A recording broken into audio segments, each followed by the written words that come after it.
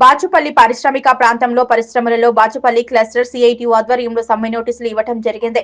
కేంద్ర బీజేపీ నరేంద్ర మోదీ ప్రభుత్వం కార్మికులకు నష్టం చేసే 4 రేపటి కోట్ల రద్దుకై జరగబోయే దేశభక్తియుత సార్వత్రిక సమ్మెను జయప్రదం చేద్దామని సిఐటియు పిలుపునిచ్చింది.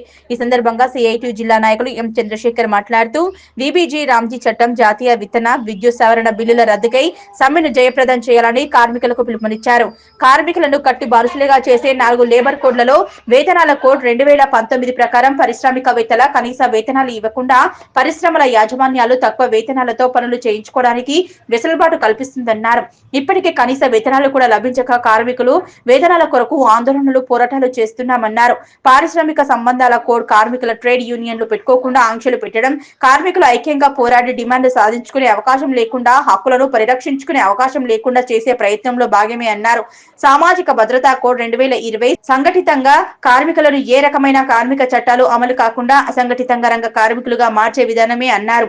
అసంఘటిత కార్మికుల ద్వారానే కార్పొరేట్ లాభాలు సంపాదించడం కోసం వెసులుబాటు కల్పిస్తున్నారన్నారు. వృత్తి రక్షణ, ఆరోగ్యం, పని పరిస్థితుల కోడ్ కార్మికులు గతంలో 100 మంది కార్మికులు పనిచేసే పరిశ్రమలను మూసివేయాలంటే ప్రభుత్వం అనుమతి తప్పనిసరిగా ఉండేదన్నారు. మార్చిన కోడ్ల వలన ఆ సంఖ్యను 300కు పెంచారు. 300 లోపు కార్మికులు పనిచేసే కంపెనీపై ప్రభుత్వానికి ఎలాంటి బాధ్యత ఉండదన్నారు.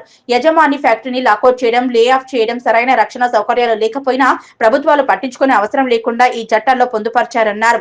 వికసిత్ భారత్ రామ్జీ చట్టాన్ని రద్దు చేయాలని వామపక్షాల పోరాట ఫలితం 2005లో మహాత్మా గాంధీ జాతీయ గ్రామీణ ఉపాధి హామీ గ్యారంటీ చట్టం 2005 అమలు చేయాలన్నారు.